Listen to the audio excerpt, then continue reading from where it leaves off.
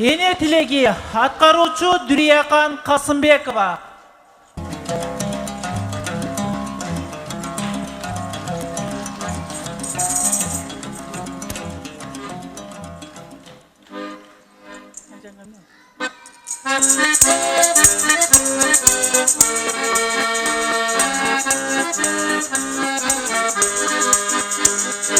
Ennemden erke jaralıp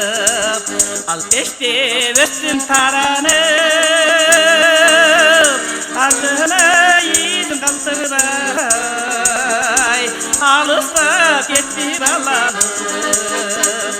ardına yiğidim kalsıray alısta ketti balanıp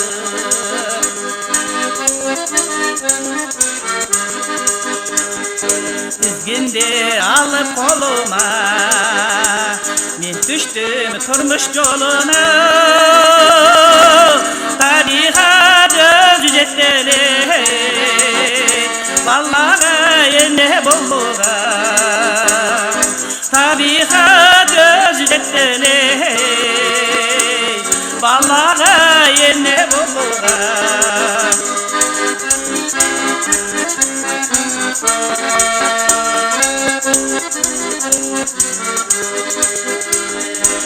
Vallaha akıl üretip bağabızanı güldötüp Allah'ı sen tek olmuşsun ey Baykala baykalıp güldötüp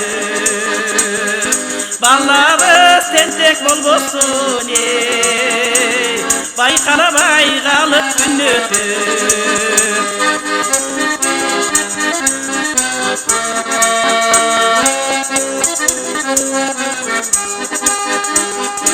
Ermegim kızım oğlarım Enenin sezgin yüreğim Ennekem nendey bolgun deyip En geçel oylop yüreğim Apakem nendey bolgun deyip Har daima oylop yüreğim Apakem nendey bolgun deyip